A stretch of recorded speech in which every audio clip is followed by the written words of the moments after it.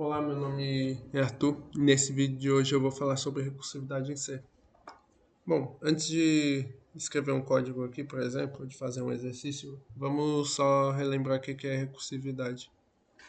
Recursividade pode ser dita como, basicamente, na programação, como uma função, um método que ele se chama de tal maneira que no final ele tem que acabar.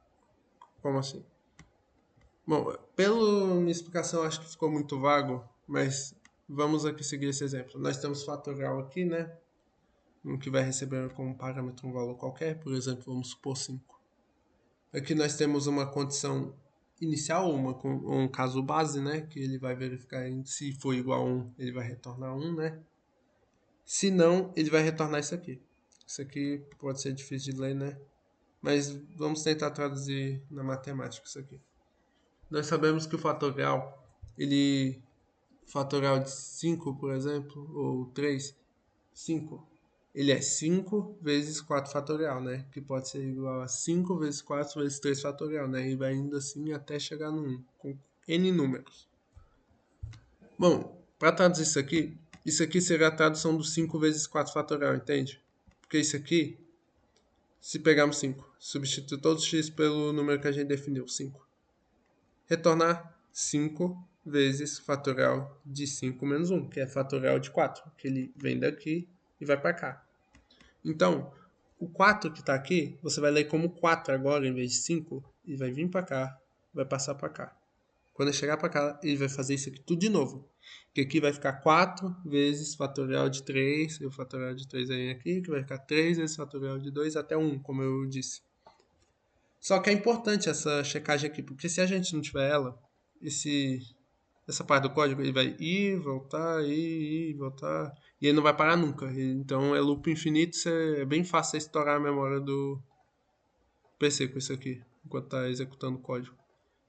Então, você vai ter que criar essa função aqui para ter alguma maneira de garantir, né, que ele pare.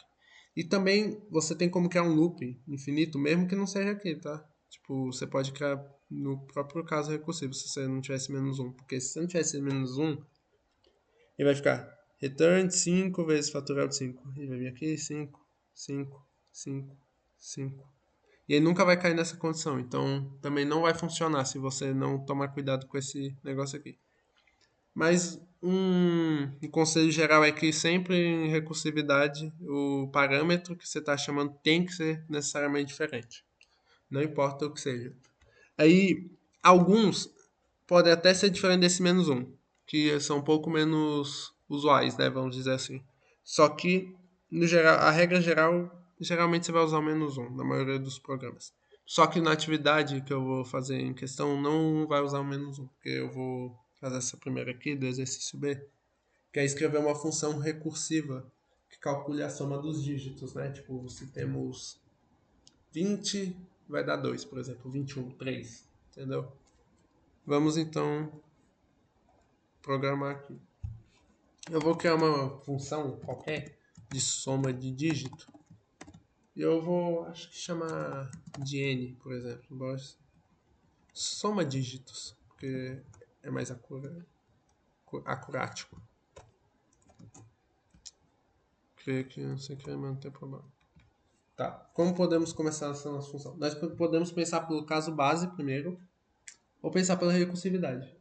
Geralmente, eu pelo menos tento a entender, eu leio primeiro a recursividade, que é o que entende a lógica primeiro geral do programa ou do algoritmo que você está mexendo, né? Tem gente que vai preferir o caso base, né? Mas eu prefiro o caso recursivo. Então eu vou começar com o caso recursivo, mas tanto faz. O que ficar mais fácil para você ler ou escrever no código já é o suficiente.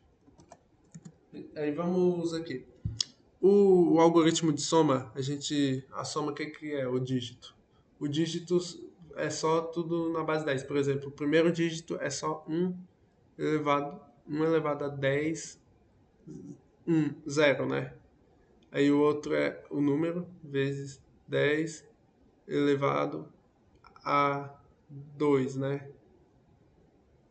elevado a 1, na verdade, porque o outro foi 0. Elevado a 1. Aí o outro vai ser 10 elevado a 2, que é a centena. E vai assim sucessivamente, né? Nós vamos tentar aplicar essa lógica aqui e nós vamos, para nós somarmos o que a gente, um dígito com o da esquerda, por exemplo, vamos começar pela direita, que é mais fácil. Somar o dígito da direita para a esquerda, por exemplo, 12, a gente teria que somar o 2 com 1, né? Como podemos fazer isso? Nós podemos pegar, tipo, o resto da divisão de 10. Por quê? Porque, no caso, quando você tá pegando o resto da divisão 10, você sempre tá pegando o maior o da direita, né? O que tá mais à direita.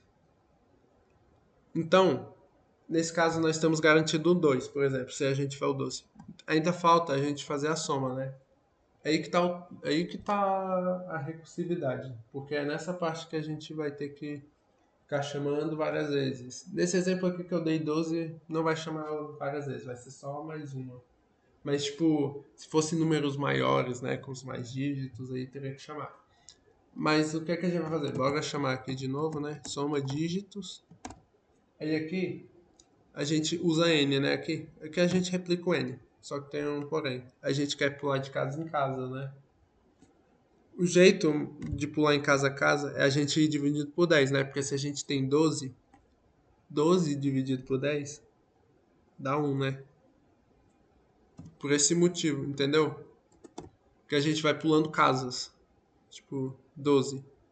10, 12 dividido por 10 dá 1. Aqui porque tem 2 aqui, o 2 é o resto. Mas a divisão é por 1 porque tem um dígito na frente, entendeu? Só para deixar mais claro, isso aqui vai ser basicamente 2 mais soma dígitos 1, que é igual a 2 mais 1, que é igual a 3. Nós vamos testar isso aqui. Mas só que ele vai continuar infinitamente se eu deixar isso aqui. Ele vai dividir, vai inclusive dar erro, porque isso aqui é um int. Isso aqui vai quebrar, isso aqui vai parar de ser int. Uma hora, porque vai ficar dividindo várias vezes, vai ficar dividindo infinitamente. Então, nós temos que fazer a nossa condição de parada, né? Vamos lá. If, vamos pensar em algo. A gente não pode passar das casas das unidades, né? Porque aí já viraria um float. Então, o jeito da gente checar isso é a gente pegar essa condição aqui do x. Geralmente também o que está dentro dessas condições sempre vai se chamar o que está aqui no parâmetro, né? Vamos por 10, né? Porque se for menor que 10, nesse caso, tipo 9, se a gente dividir 9 por 10, vai dar um float, vai dar número quebrado. Não é o que a gente está querendo, ainda mais com inteiro. Aí, aqui, a gente vai fazer o return do n. Mas por que não o 1 igual tá aqui no slide, né? E sim n? Porque aqui não tem x, né, por exemplo. É porque aqui não é... Se a gente botasse o x aqui, não ia mudar. Porque aqui, return 1 vai retornar 1 de qualquer jeito. Porque fatorial, ele sempre... O fatorial que chegar no seu final, ele sempre vai ser 1, né? Vai ser um n vezes n menos 1 vezes n menos 2 em vezes, até chegar no 1. Entendeu? Então, aqui não faria diferença. Mas normalmente, quando você está querendo retornar o valor, tipo, geralmente você vai retornar esse valor aqui nos ifs. É bom sempre lembrar isso. Mas às vezes você pode retornar um ou qualquer outro valor. Depende muito do algoritmo. No nosso caso a gente vai retornar ele, porque a gente, por exemplo, quer retornar um nesse caso aqui, entendeu? Retornar o valor que está no último dígito, entendeu? Porque sempre isso aqui vai puxar o dígito. E a gente quer retornar ele caso seja menor. Tá, agora a gente pode... Acho que eu prolonguei bastante essa parte, né? A gente pode só dar um print aqui rápido. Bora fazer um int número aqui, por exemplo. A gente pode criar um scanf. E aí nesse scanf a gente coloca a nossa entrada, né? Aí a gente pode testar com 12, por exemplo. Que é algum exemplo que eu tava dando, só para ver se vai bater mesmo. Número. Aí aqui a gente pode fazer um int resultado, né? Vai ser o nosso resultado. Aí vai ser a soma dígito, vou chamar a função que está lá em cima. E aqui embaixo eu vou colocar o número, que vai ser a nossa entrada, né? E aqui eu vou fazer o print para a gente conseguir ver. Aí Ctrl D, Ctrl não é porcentagem D, aí contra barra. Aí aqui a gente vai colocar o nosso resultado. Tá. Nós podemos testar. Eu tenho até aqui compilado já para não perder muito tempo. E nós podemos testar. Vamos colocar 12 e ver se bate com 3, né? Viu aqui? Bateu com 3. Nós podemos testar com outros números. Tipo, vamos testar aqui com outro número.